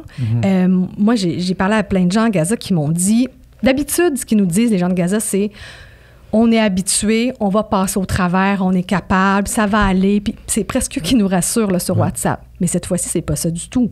On a des commentaires où moi, j'ai des messages dans le genre I have no word, donc j'ai pas de mots. Don't forget me, ne m'oublie pas. Les gens sont désespérés parce que c'est la guerre la plus meurtrière et la plus destructrice depuis déjà longtemps, depuis 2007 en fait. Donc c'est du jamais vu et les Gazaouis sont vraiment en détresse en ce moment-là. C'est peu dire. J'ai pas de mots assez forts, en fait, pour décrire ce qu'ils vivent.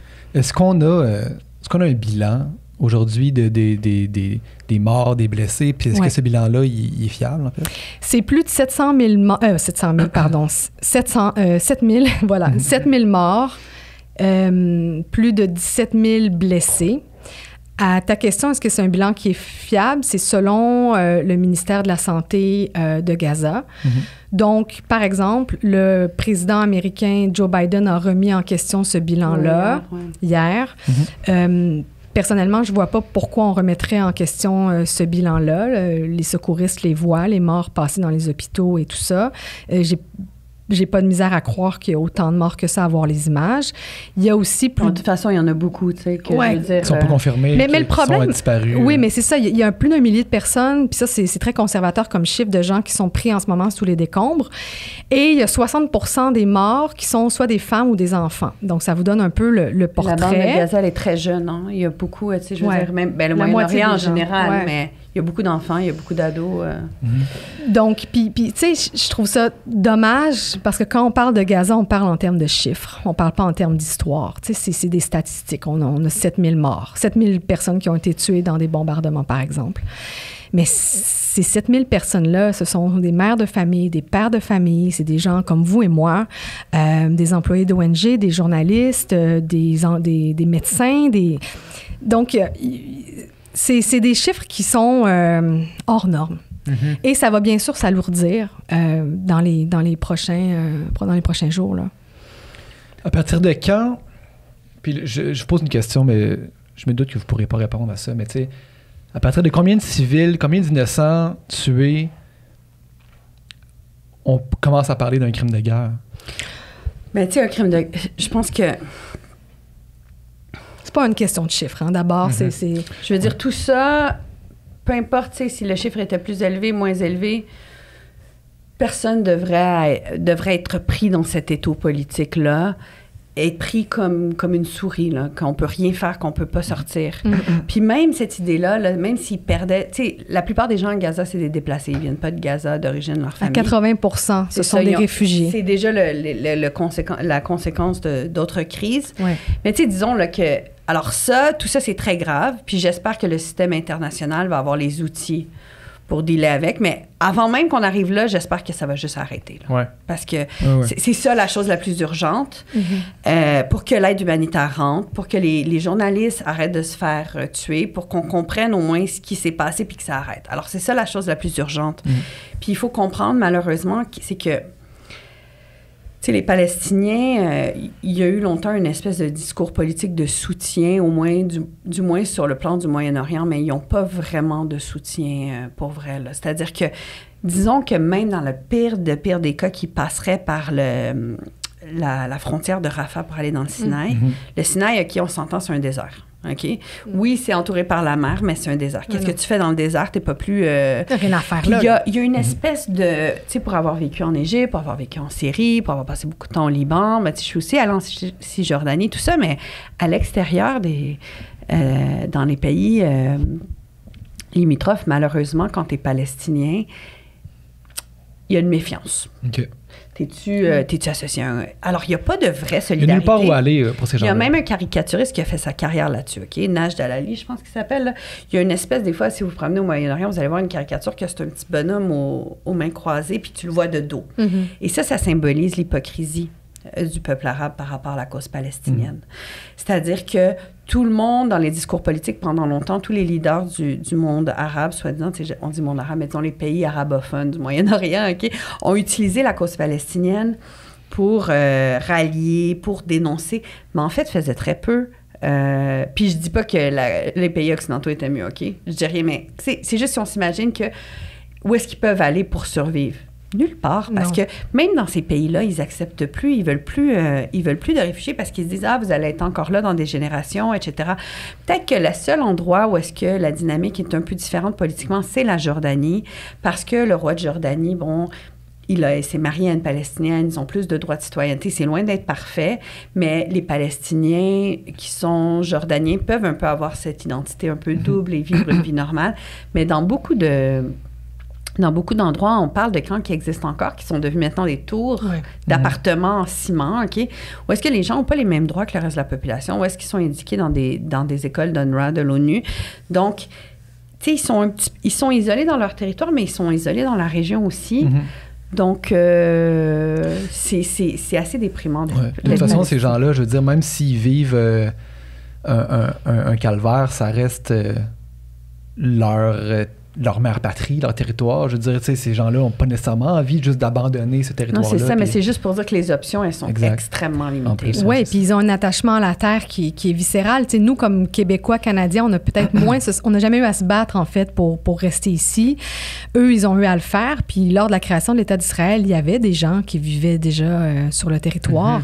Donc... qui ont été déplacés aussi. Qui ont été déplacés, donc à Gaza, en Cisjordanie, dans les pays dont parlait Laurence.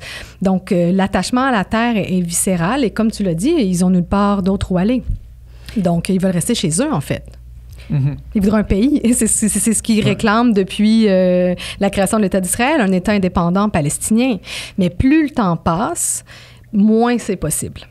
C'est aujourd'hui, moi, ça me fait un peu sourire quand j'entends des hommes politiques dire donc oui, faut un cessez-le-feu ou en tout cas une trêve humanitaire et je prône la solution à 2 États. C'est pas très réaliste. Parce que pendant longtemps, il y en a eu des négociations avec certaines conditions qui pourraient permettre un État palestinien qui vive côte à côte avec un État israélien en paix. Certaines de ces conditions, entre autres celles sur les frontières, deviennent très, très compliquées parce que sans négociation directe qui aboutisse, personne ne devait toucher aux frontières. Mais on a parlé de la colonisation. Plutôt, on parle aussi de l'accès sécuritaire en Cisjordanie par Israël qui vient faire la patrouille, la police, qui rentre dans la maison des gens, sauf dans quelques villes discrètes et rares comme Nablus ou Hébron. Et même là, mais tu sais, alors cette solution-là, disons qu'elle elle a eu une mort programmée. Parce que même si on imagine, on est très idéaliste pendant un moment qu'il va y avoir une table de négociation, comment tu négocies des frontières alors que tu as un peu de monde partout, puis... La Cisjordanie est morcelée, hein? Ça a l'air d'un gruyère. C'est-à-dire que depuis les accords d'Oslo, pendant les accords d'Oslo, on a divisé le territoire. Donc, toutes les... C'est dans la fin des années 90. Oui, exactement. Et donc, les accords d'Oslo 93-95, donc... On a pris les villes palestiniennes. Donc, par exemple, Ramallah, Naplouse, Bethléem, tout ça, c'est la zone A. Et donc, ça, c'est contrôlé à 100% par l'autorité palestinienne, autant les affaires civiles que sécuritaires. Autour de ces petites îles-là, si vous voulez, il y a la zone B. Donc là, c'est partagé entre l'armée israélienne pour les affaires sécuritaires, mais pour les affaires civiles, c'est l'autorité palestinienne. Et tout le reste de la Cisjordanie, ces zones C, c'est 100% contrôlé par l'armée israélienne. Donc, comment on peut avoir un État palestinien sur ce territoire-là? Est-ce que les colons israéliens, qui sont au nombre de 650 000 maintenant, en incluant Jérusalem-Est, accepteraient de vivre dans un État palestinien? Jérusalem devait être une ville qui serait négociée avec un statut international spécial parce que religieusement, elle est tellement importante pour tellement de monde. Il devait y avoir des négociations spécifiquement sur le statut de Jérusalem comme tel. Si cette avenue-là, on peut difficilement l'imaginer, qu'est-ce que... Évidemment que, tu sais, de tout ce qu'on dit depuis tantôt, on souhaite un cessez-le-feu de toutes parts, là.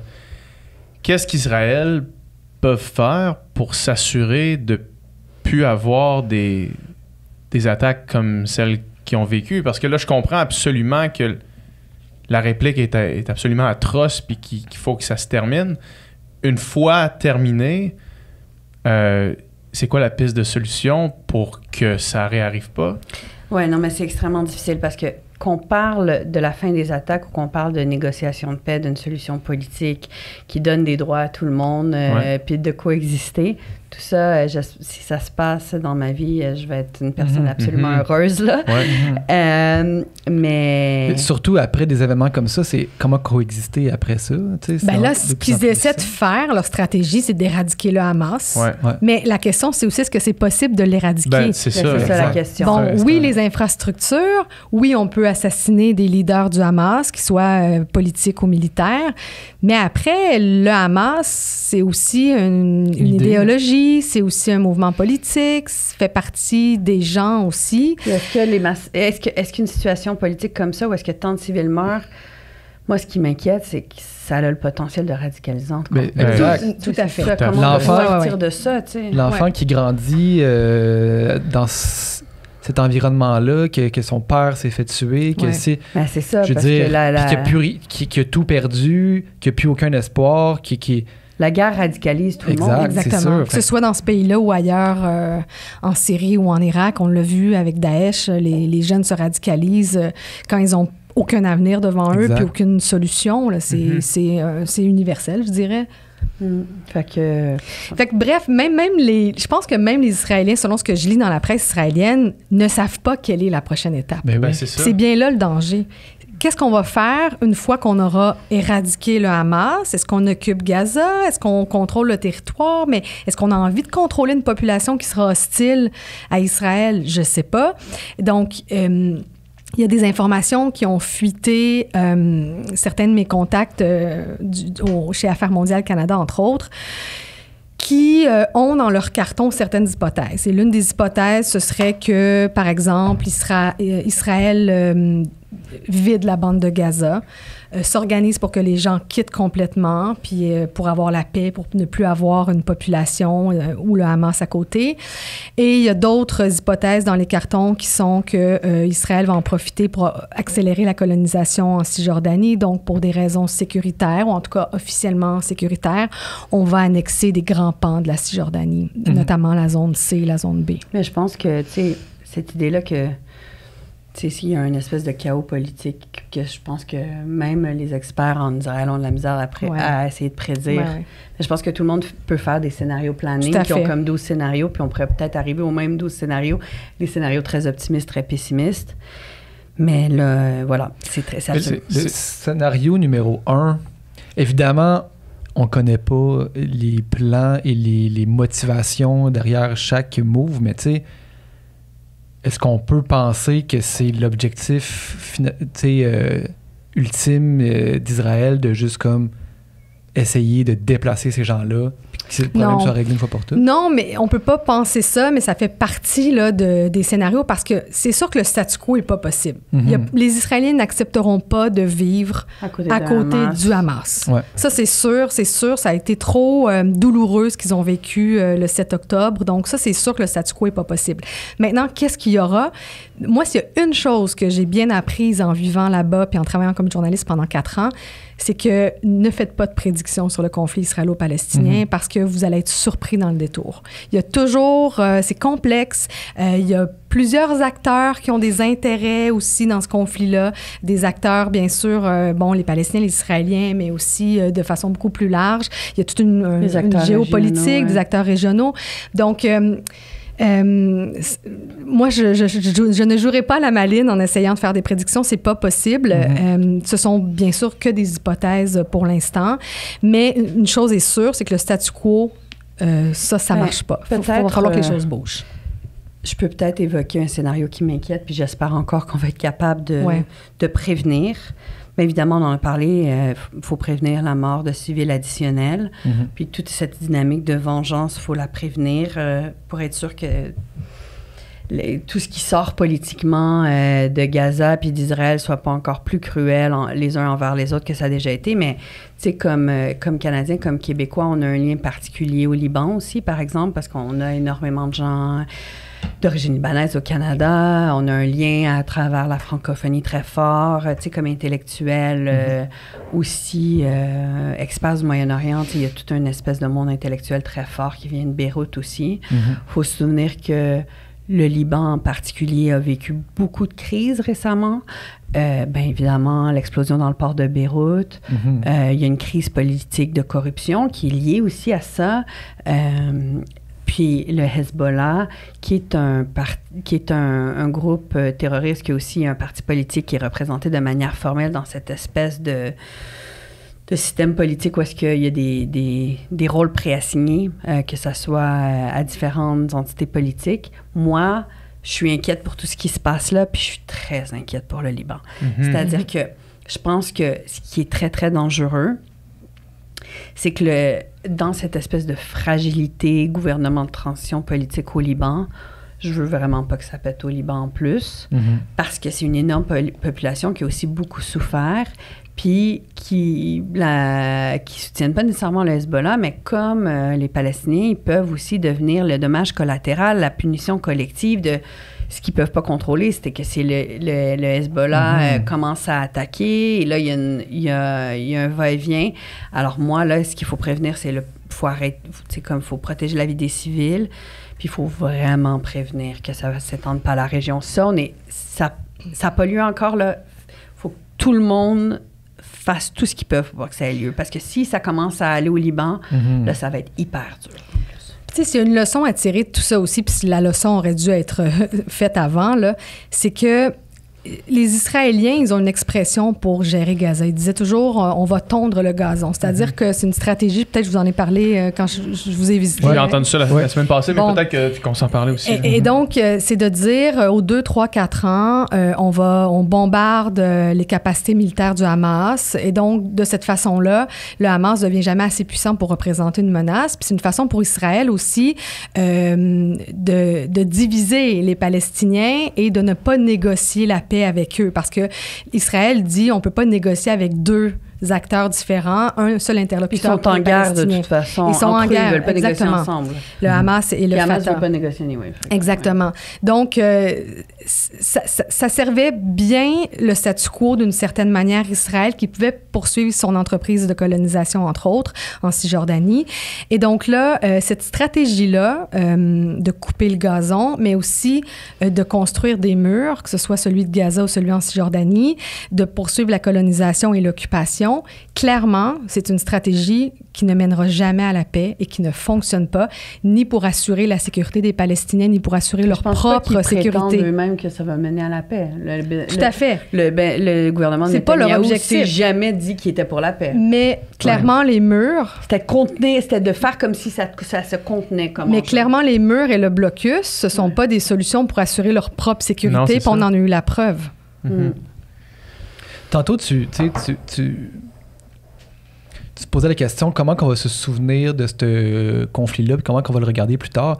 Puis tu sais, tantôt, je posais la question à partir de combien de civils on commence à dire, ben là, ça, c'est pas juste une guerre normale, tu sais. Puis surtout, de nos jours, tu sais, l'armée israélienne, les armées justement les mieux outillées, les mieux équipées, les mieux entraînées, tout ça, qu'on soit encore à la technique d'envoyer des roquettes sur un territoire, puis qu'il y ait autant de dommages collatéraux, je peux pas croire qu'il n'y a pas une manière plus précise de frapper, plus efficace, de viser plus directement seulement les membres du Hezbollah sans qu'il y ait autant de civils du Hamas, sans qu'il y ait autant de civils qui meurent. Est-ce qu'on va regarder ça plus tard, puis est-ce qu'on va juger ça, puis condamner ça? Est-ce que je peux proposer quelque chose? J'ai envie de dire que, tu sais, moi, j'ai un petit garçon là, qui est très jeune, puis j'ai l'impression que quand ils vont regarder notre génération, tu sais, ils vont pas se poser la question sur la roquette. Ils vont se poser une question beaucoup plus large que ça. Ils vont se dire, coudonc, tu sais, vos parents, vos grands-parents, ils se sont battus en sortant de la Deuxième Guerre mondiale pour bâtir des outils d'un système multilatéral qui était supposé de faire en sorte que la paix fonctionne. OK? Qu'il y ait des cours pénales internationales, qu'il y ait des casques bleus, qu'il y ait l'ONU. Ça n'a jamais été parfait, OK? Mais il y avait des choses qui existaient, qui ont été bâties avec une vision très occidentalo-centrée. Le Sud global, comme en sortant de la Deuxième Guerre mondiale, tout le monde faisait comme ça n'existait pas, là. Puis, ou bien c'est encore colonisé, puis ça allait se décoloniser avec plein de dynamiques postcoloniales aussi après. Mais je pense qu'ils vont se dire comment vous avez abandonné. Parce que là, on est rendu, malheureusement, là, tout ça explose. C'est horrible parce qu'on a laissé faire, puis parce que la majorité des pays occidentaux, dont le Canada, a décidé qu'on s'inquiétait plus du Moyen-Orient. Tout le monde a dit, il n'y a rien à faire avec le conflit israélo-palestinien, on ne va pas dépenser de l'énergie politique là-dedans, ça ne marche pas.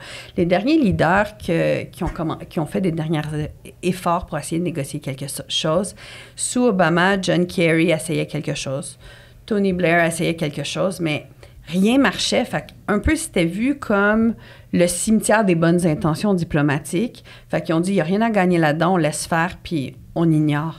Mais la réalité, c'est que tu ne peux pas juste faire une stratégie puis avoir une priorité puis dire, moi, c'est maintenant le commerce en Asie. Parce qu'on est des pays privilégiés, développés, parce que beaucoup des grandes puissances ont été des puissances coloniales dans ces régions-là, on a une responsabilité comme communauté internationale. Puis j'ai envie de dire que la prise de conscience, elle ne commence pas maintenant. Elle commence à comment on a commencé.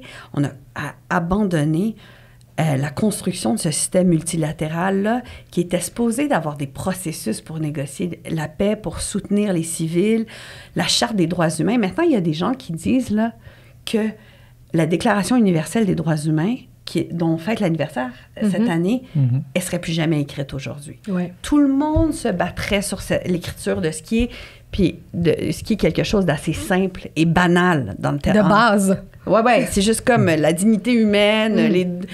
Alors moi, je me dis, c'est Gaza, OK? C'est Gaza aujourd'hui, puis j'espère que ça ne sera pas Gaza demain, mais en ce moment, c'est terrible, puis dans notre génération, c'est une grande cicatrice, mais il y a aussi Haïti, il y a aussi l'Ukraine, il y a plein de choses. Il y a les femmes en Afghanistan qu'on a abandonnées.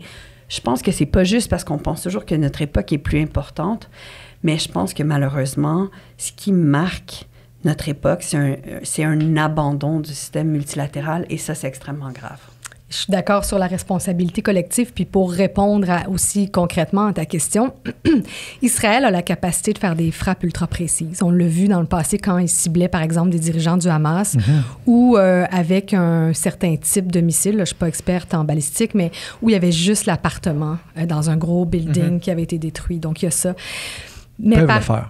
Ils peuvent le faire, mais je vais ajouter un mais. Si leur but, c'est d'éradiquer le Hamas, il faut savoir que le Hamas a tout un réseau de tunnels. C'est des centaines de kilomètres sous terre. Et ça, pour neutraliser ces tunnels-là, donc pour les détruire, on détruit nécessairement des quartiers résidentiels. Pour détruire des entrepôts d'armes et tout ça, souvent, tu sais, la bande de Gaza, on le dit depuis tantôt, c'est tout petit, c'est densément peuplé, c'est une quarantaine de kilomètres par une douzaine de kilomètres. Donc, nécessairement, les entrepôts d'armes et tout ça, ça peut être dans un quartier résidentiel ou à proximité.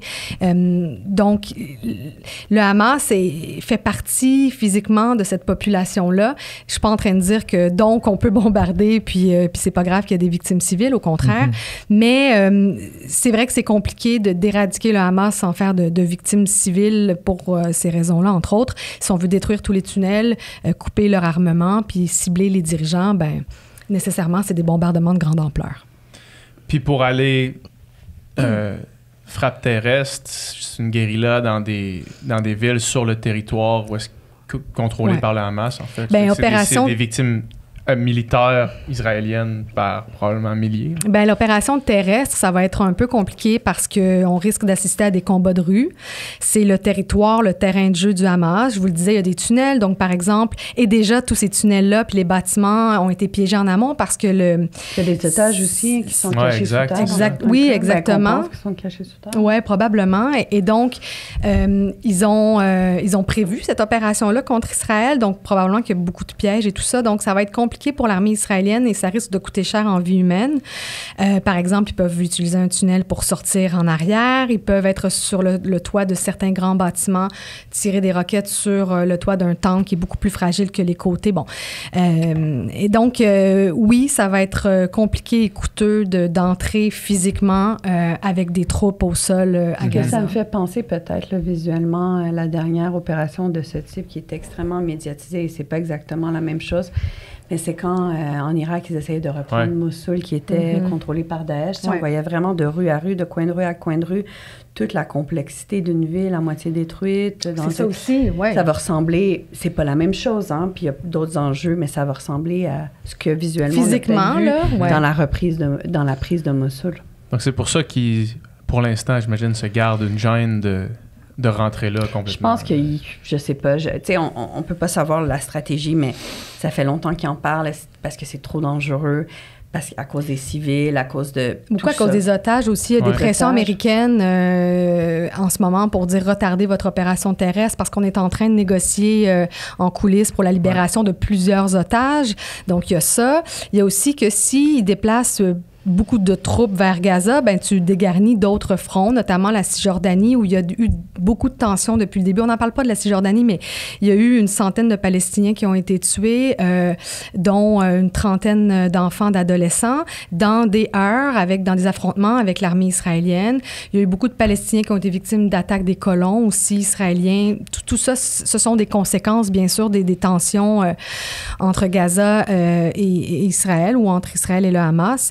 Donc, il ne faut pas non plus dégarnir d'autres fronts parce que ça peut être compliqué. Donc, il y a plein de stratégies militaires comme ça qu'ils doivent analyser, mais ils ont aussi des pressions extérieures pour dire, attendez, avant de faire une opération terrestre. Et surtout, vous allez faire quoi de Gaza après? Avant d'entrer, il faudrait peut-être connaître le prochain coup. Vous allez rester là après. Il faudrait peut-être connaître le prochain coup.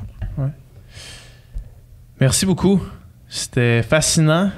Puis, on va essayer de... À moins que tu aies quelque chose à rajouter, moi, ça fait... Non, mais je pense qu'on a fait, à moins qu'il y ait des points que vous auriez aimé parler, qu'on n'a pas parlé, je pense ça nous donne une compréhension vraiment meilleure de la situation. On va essayer de sortir le podcast le plus rapidement possible, je pense. Puis, merci pour l'invitation. C'est tellement important d'en parler parce que c'est polarisé. Donc, il y a beaucoup d'explications puis de travail d'éducation à faire sur ce conflit-là. Absolument. Merci beaucoup. Merci.